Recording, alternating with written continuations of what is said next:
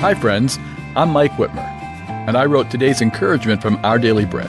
It's entitled, Stay Together. Dewberry Baptist Church split in the 1800s over a chicken leg.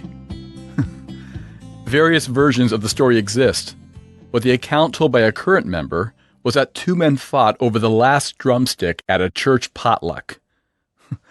One man said God wanted him to have it. The other replied God didn't care, and he really wanted it. The men became so furious that one moved a couple kilometers down the road and started Dewberry Baptist Church number 2.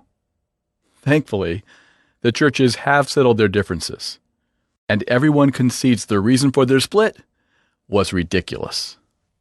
Jesus agrees. The night before his death, Jesus prayed for his followers. May they be one, Father, just as you are in me and I am in you.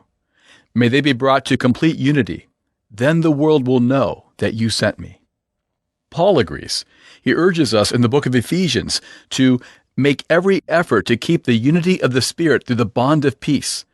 There is one body and one Spirit, and these cannot be divided. We who weep for Christ's body broken for our sin must not tear apart his body, the church, with our anger, gossip, and cliques.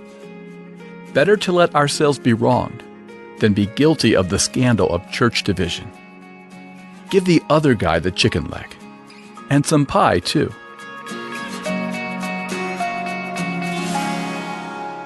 Today's Our Daily Bread devotional scripture reading is from Ephesians chapter 4, verses 1 through 6.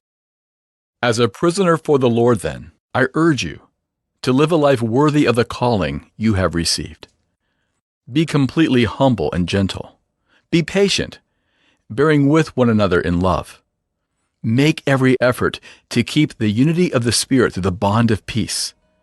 There is one body and one Spirit, just as you were called to one hope when you were called, one Lord, one faith, one baptism, one God and Father of all, who is over all, and through all, and in all.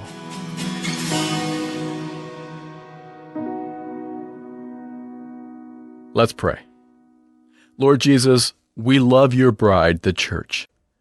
Fill our hearts to love her even more. Amen. Today's encouragement was provided by Our Daily Bread Ministries.